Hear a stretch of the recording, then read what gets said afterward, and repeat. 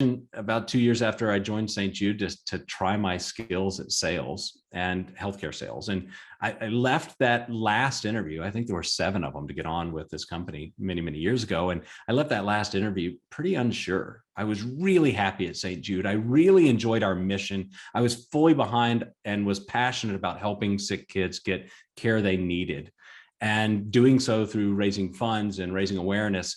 And I really was, to be honest, I was scared. I was scared to leave that vision and that passion that I had at St. Jude.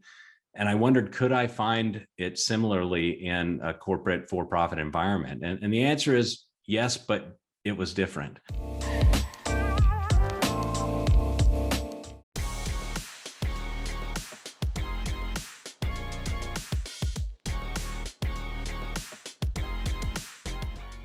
Hey everybody, I'm back with another episode of So What Success Stories. Today, I am talking to my first mister. My first mister. Well, he's Darci's husband, but he was my mister first. This is Greg Caesar. This is Greg Caesar, and he was Mr. University of Memphis when I had the pleasure and the honor of being Miss University of Memphis. And I couldn't have chosen a better person to share that honor with. Today, Greg is the business unit manager for Stryker for the UK, Nordics, and Ireland. Super cool. It's super cool and super amazing. And Greg, of course, I knew 20 years ago when we met, or 20 plus years ago when we met, that amazing things were going to come for you in your life and your journey. And I'm just super excited to get into it. Tell us a little bit about yourself. Well, thanks, Summer, for having me on. I know you and I've talked about this for a while, and having seen one of your other interviews with a very close Mrs. Caesar today, I'm certainly a fan and have watched many, many of these interviews and hope that we can live up to that today with a little bit of the information that I can share about my journey. So maybe just to start, Summer, my journey began at the University of Memphis and then post-college when we came to know each other. And I watched you be an amazing success while carrying around your little son, Jaden, and making friends everywhere. And I knew then that you would have greatness in your future. You certainly showed that when you went to FedEx and to the Grizzlies and all the amazing things. And then you decided to leave corporate America and to step out on that thin ice that is entrepreneurship. And I'm sitting on the sidelines going, oh gosh, I know she's going to succeed. She has all the right ingredients for success. And so I hope today, Summer, when we work through this session, I hope that this is your best one ever. And not to put anything down on the previous ones, because those have been amazing. But what I hope to get across is you've done some really amazing things. I hope to get you to talk a little bit about your journey. I know you do that a lot. But and then the reason for that, Summer, the reason I want you to talk a little bit about your journey to entrepreneurship is that as of about 2 weeks ago, I've resigned from the corporate world. So no longer will I be the business unit manager for the UK, Nordics, and Ireland, looking after 10 countries for a Fortune 500 medical device company. I am resigned. I am retired. And I don't have a clear path forward, but I am excited to think about the opportunities that are there. And I think I should say this: when somebody says they've retired, especially at our age, people think like something crazy has gone wrong. And I think quite the opposite. I think maybe something is going right with my future. And so I'm excited to learn about some of the fears and some of the challenges you faced in stepping out on that ice as an entrepreneur. I am super excited for you, Greg. It is Darci, you didn't know that this is the first time I've shared this with you, right? Yes. I've just communicated it internally to our business within the past week. So this is hot off the presses. I'm still a little bit ringing with the decision, and maybe there's some nights I stay awake and say, was it the right decision? But you might as well go. And you will say that you'll stay up at night thinking, is this the right decision? Probably at least a year, but but I'm super excited for you. And yeah, okay, we can talk as often as you would like about like you said, the fears, the challenges, the strategy, the many things that I've experienced as an entrepreneur. That's super exciting. That is super exciting. Well, you know what? So even with that, that's super exciting. I know it's even more probably scary because you have a family. Talk about that. I do. I have a family with 4 children. One of them's about to go away to university. And we couldn't trick her into going into the University of Memphis, even though we really tried. She's going to be attending the University of Arkansas, where she'll be pursuing a career. And who knows, she would like to say that it is determined that she's going to be pre-law. Having been an orientation guide, I know that sometimes what you set into college to come out with doesn't always end up being the same. So Anna Grace, our oldest, is going to go to the University of Arkansas. And that was really the reason for our decision to come back to the States. It should be said, we absolutely loved our time in Europe and in England, and it expanded kind of our concept of what equality is. It expanded our concept of what another culture is like. It expanded our concept of language. Even though in England they do speak English, it's a different kind of English. We could tell you some of the good and the bad and the different of our time there, and it was awesome. As a person, maybe looking back at my career, like I said, we came to know each other at the University of Memphis. Shortly after that, I took on a role at St. Jude Children's Research Hospital, and I was a marketing manager for them. And some of the things I really learned about myself now, 20 years down the road, looking back, is I really loved the process of helping people get better. And now that didn't mean that I personally was the one that was putting hands on. That's for the clinicians and the physicians, but I really loved helping people get better. And I made a decision about 2 years after I joined St. Jude to try my skills at sales and healthcare sales. And I left that last interview. I think there were 7 of them to get on with this company many, many years ago. And I left that last interview pretty unsure. I was really happy at St. Jude. I really enjoyed our mission. I was fully behind and was passionate about helping sick kids get care they needed, and doing so through raising funds and raising awareness. And I really was, to be honest, I was scared. I was scared to leave that vision and that passion that I had at St. Jude. And I wondered, could I find it similarly in a corporate for-profit environment? And the answer is yes, but it was different. And I had a successful few years as a sales representative for Stryker, selling video technology for surgery. So I got to go in and watch people have surgery and support the technology and help physicians and help nurses and help other caregivers ensure that the patient outcome was optimized. And that was really, really fun. I got to see a lot of really cool things and support new technology coming into healthcare that made patients' lives better. And I did that alongside a big, big corporation for the first 7 years of my career. I then transitioned into a startup world. So I got into these kind of new and innovative technologies that still were in healthcare, but they weren't as proven. And that was, I found that to be a lot of fun because we were paving a way for better care of patients. And so I was given the opportunity to join a couple of different startups, one of which was ultimately acquired by the company I started my medical device career with. And that's the company that took us over to Europe. So almost a full circle there. And am excited to come back and try and pave a new way for myself and my family back in America. Back in America as an entrepreneur. That's awesome. That is exciting. Well, Greg, in this program, I have what I call the So What Success System.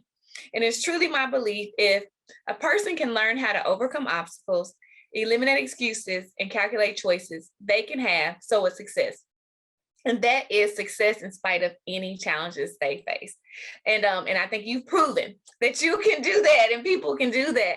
So talk a little bit about some of the obstacles that you've had to overcome personally and professionally on your journey to have had this amazing career.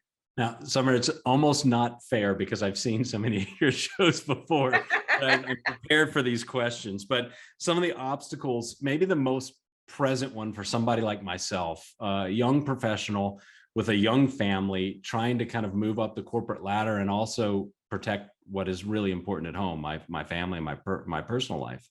And I'll be the first to say I was terrible and still am not great at balancing work and life. And there's a little bit of me, Summer, that believes there's this myth where there's these two balls on opposite sides that magically balance when Zen is there. And the reality is, and what I found in my career, is that there is no work/life balance. That's a myth. I believe there is life balance. And if you find the job that you really enjoy, it doesn't have to balance with the rest of your life. It becomes part of your life, much like being a father and much like being a husband and much like being a friend. And I'll steal a little bit. I hope you don't mind. I'm going to talk a little bit about some of the authors I love to read. Please do. Is that okay? Yeah. John Acuff is one, and he's out of Nashville, and he has got a great book called Soundtracks. But I had the opportunity to see him speak live. He's one of my favorite actors, or not actors, one of my, I guess he could be an actor technically, one of my favorite authors. And every once in a while I'll see him in downtown Franklin walking, and I get a little bit starstruck, and my wife makes fun of me. But so anyway, Jon Acuff spoke to our group of about 4,000 people at a corporate event, and he talked about choosing something to suck at. And I think that's part of, at some point, there's going to be areas of your life that you're going to have to really let go by the wayside a bit. Like if you're really detailed in building a business, maybe yard of the month isn't on the docket for you this year. If you're really, really focused at creating greatness in your fitness, you're probably not going to show up at the beer club that you are usually at once a week, right? So there's areas that have to kind of give and take. And I learned that as a father, but I also learned to be honest with myself. Summer, I was way too focused on being a corporate hero and not focused enough on being present in the home. To give you some numbers, and these may come back to bite me at some point, but the reality is what it is. In 2019, the year that we moved to England, I was really busy wrapping up my schedule here in America and trying to get our business off the ground there in Europe. I stayed in Hilton hotels for more than 220 nights that year. Wow. Out of 365 nights in a year, I slept at a Hilton hotel 220 plus nights. Now, that's a lot, right? Like that's a whole lot. So much so that we didn't have to get a new mattress. So there was cost savings there because my side, Darci, just rotated around. It was like sleeping on a new bed. But the best part is that's just Hilton. I haven't really ventured to look into how many nights I spent at Marriott and some of the other hotel systems that I stayed with that year. But I felt like at that time I was doing it for my family. And that's really what kind of gave us a little bit of word of encouragement that now's the last time that we'll have to be this young, right? Like there's not going to be a perfect time for us to move. There's not going to be a perfect time for us to relive these moments with our kids. Now is the right time. And so part of that is what fueled our decision to pick up our family, move thousands of miles across the country into a culture that was different, into a country that spoke a same but different language, learn a new healthcare system, explore hiring, firing, managing, leading in a completely different HR environment, and learn how to function as a business that deals in British pounds and Norwegian kroners and Swedish kroners and euros, and all of these things come together. I needed to be more present as a partner, not as a work versus life person, but as a partner in my family. And so we took that opportunity. Now, when we went across Summer, and I'm going long here, and I know it. You're good. When we, I'll just say this real quick. You guys moved back, and I didn't make it over there. I was supposed to come and visit, and now you're back already. Like, go ahead. Well, I don't think that Europe will have seen the last of the Caesars, at least. I love it. I don't know if we'll have residency there, but we will certainly be visiting, and that was an amazing experience altogether. But yeah, we came back, and we came back because of personal reasons, not because of work reasons. And I think there were a lot of things that seemed like ominous, that seemed like big thunderstorms as we thought about what we wanted to do with the next stage of our life. And perhaps our time in Europe shaded that a little bit or colored that a little bit. One thing that I learned while abroad, and many Americans may appreciate this, is that holidays are vitally important to the European culture. Summer, I don't know about you, but when you were in corporate America, maybe you weren't like me, but maybe you were. I had a lot of vacation here, and I thought, oh my gosh, how am I going to use all 15 days of vacation? When I have people start in Europe, it's not unusual for somebody just joining an organization to have 28 to 30 days of holiday, plus 5 or 6 bank holidays that are almost nationally offered. Uh-huh. And the difference is they use it. As I knew you were going there with it. Use it. And now there's probably a balance, having lived and worked in America and having lived and worked in Europe, there's probably a balance somewhere in between. The other thing that really kind of hit me as I was thinking about coming back to America, and I had opportunities with a lot of really great companies to work on some really interesting projects. But ever since I left college, ever since I watched you launch your business, and ever since I started reading Jon Acuff books and talking with my good friend Shad Berry, our good friend Shad Berry, about the work he's doing, and watched these other entrepreneurs launch these businesses, I thought, gosh, that would be a lot of fun. but I continued going back to the well and getting that salary and having that insurance and all these things, right? It's safe, it's comfortable. I call it the golden handcuffs. It's absolutely the golden handcuffs, right? Yep.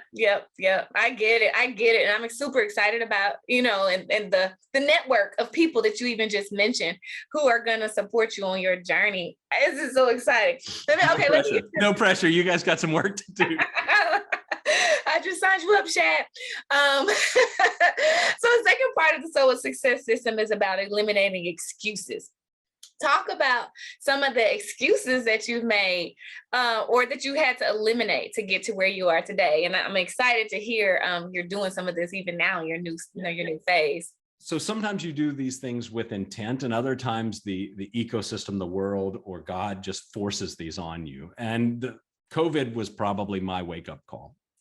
I jokingly say when we went to Europe, part of the driver for us to make the decision to go over there was we wanted to spend more time as a family. Now, I would offer that my kids and my wife probably didn't bargain for as much family time with me as they got.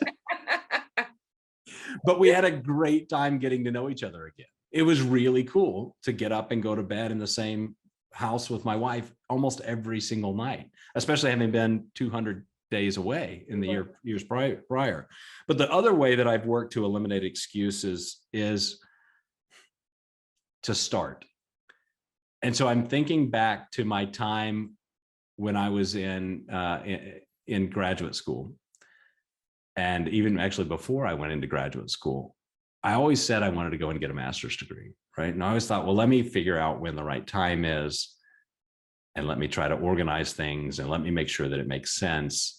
The hardest part for me about going in and getting a master's degree, Summer, wasn't the coursework. That was, I mean, it was tough. Don't get me wrong. The hardest part was making the intentional decision and then taking action and signing up for the courses and starting. And it's almost like a flywheel. The most energy is exerted when trying to get that flywheel to start. And I think the excuses piece, as long as they live in your head and in the back of your mind, and you don't take action toward the ultimate goal, they become really, really much like hamsters. They eat away at your energy. They eat away at your confidence. They eat away at your ability to work and focus. But the best way to move them away is to acknowledge that they're there, turn around and say, hey, hamsters, we're going to go forward. You can come with me or you can stay there, but we're going to go forward. So rather than running away from the excuses, to acknowledge the excuses and move forward. Love it. And so that takes me to the next part. So a success system, and that is calculating choices. So essentially what you just said is making a choice, making a choice and then moving forward. So talk about, because you've made some choices throughout your journey. You talked about some of them already, but talk a little bit more about some of the calculated choices that you've made. Yeah. So I think I'm an analyzer by nature. My wife would tell you that she's more of the color emotional person, and I tend to be a little bit more black and white. And I think that's fair. I think it's true. But we work together on big choices like this. And I think that's important, that you build others, or you bring others and opinions into the decision to kind of gain perspective. In management, I've often taught that you need to be, as a good leader, as a good manager, close enough to the situation that you can help provide clarity, but far enough away that you can do so without being emotionally engaged. And I think that's an important piece. It's really, really tough when it's your own life. But I think everybody listening, and you, Summer, probably have been on the outside looking in at some decisions others have made. And it seems very, very clear to you because that emotion piece isn't as vivid for us. Yeah. And to help with that, sometimes I can do lists like Darci likes. My wife loves a list. And then oftentimes I can take these lists, mill it over in my mind, and then go and speak to some trusted advisors, whether it's somebody like a Don Carson or a Shad Berry or a Summer Owens. I can go to these people, or even if I go to a book, and I'm a reader, I love to read and love to learn in that way. I sometimes will go to a book and see, as I'm listening to books, I say book, I don't read physical books. Audiobook girl too, yeah. When I say read, I mean listen with my ears. I got you. That counts. It's the same. That's part of my process. So I know my process. My process is first to kind of take in the different pieces of data, to then become really, really angry. And the anger is around fear. Like I have fear of the decision. And I begin to kind of conceptualize, well, this is the terrible outcome that may happen. And this is the other terrible outcome. And I can be, I guess my wife would say I'm pessimist. I would say I'm a realist about the outcomes of these things. And that is part of my process to ultimately come to peace and say, okay, this is clearly the direction we need to go. And yeah. I like it. I mean, you know what? It's interesting because I also have a confidence class. I don't know if you knew that or not. It's an online course, but part of it is dealing with fear. And I don't mind. I think it's fair to go to a worst case scenario. So in the fear, dealing with fear is like, what is the worst that can happen? And probably the worst won't happen. And so anything short of that is going to be better. And the other way that I like dealing with fear is education. It's education, because a lot of times what we're afraid of is what we don't know. And the way to deal with it is to know more, to learn more, to talk more, to do what you're doing, and to read. Okay, I love it. I love it. It's so exciting. I can't wait to have our side conversation about the other stuff. That's your part two, Summer. I love it. I love it. I know everybody else will want to hear it too. So learning how to overcome obstacles, eliminate excuses, and calculate choices, you can have so what success. And that is success in spite of any challenges that you face. So Greg, you've had challenges, you've had obstacles, you've had fear, you've had all those things, but you are successful. But what is your personal definition of success? Summer, this is a question I prepared for. And of the questions I've written down here, this is the one I wasn't able to come up with a defined answer for. Oh, and I think part of it is that we live in a world where people want to see success on billboards, and they want to see success on Instagram, and they want to see success as compared to others. And I think sometimes we forget that success is what's sitting on the other side of this computer screen from me. It's you. It's people that are working to make their lives better by making others' lives better. So to me, that's the big question, right? What drives me, what's my why, is how can I help others get better? And if what I'm doing helps others get better, then that's a success, whether it's small, large, medium, somewhere in between. And unfortunately, in today's world, this doesn't always kind of resonate, but it's success and revenue, or success and income, are not always correlated. I've seen some of the greatest successes in my lifetime come without pennies exchanged. I love it. And the older we get, the more mature we get, the less I think we equate success to money, for sure. Okay, I have one last question for you. Okay. So you are obviously a wealth of knowledge, and we had to, in this short time together, we couldn't get everything out, but I've learned a lot already myself from you. But what is one piece of advice that you would leave somebody watching this? Maybe it's somebody going into corporate, maybe somebody who's taking a step towards entrepreneurship, maybe it's a dad, but just what's one piece of advice you would like to leave somebody? So this is so hard, because there are so many things that I've seen and I've read or I've come up with myself that are fantastic. And I would maybe, can I do two? Yeah, I'll let you do two. Give me an extra. So the first is, in sales, if you don't ask, you don't get. There you go. The first is that people who sell more sell more. And I believe there's a confidence piece there. And so what I've done for most of my career is help aspiring sales professionals get better at sales, helping others help others. And part of that is just giving them the tools and the confidence to go out and play the game very well and do it ethically and do it in the right way. So that's the first thing, is that people who sell more sell more.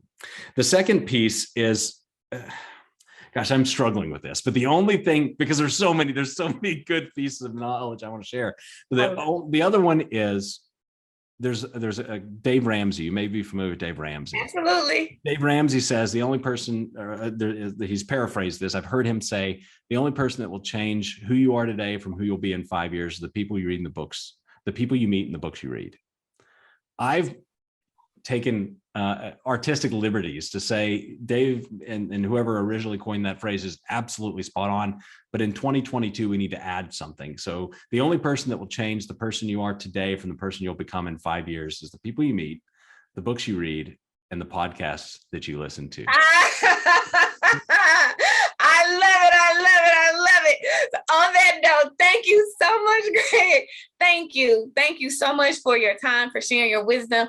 I am super excited about you and your journey into entrepreneurship. And you are my friend for over 20 years. You were my first mister, and so you will hold a special place in my heart forever. And I look forward to all the great things to come for you. There are some special pictures of us out there, Summer, from years gone by that I love seeing when they come across Facebook. I wish you and all those who may have a chance to listen to this the very best in their future. So thanks for including me, Summer. Absolutely. Thank you.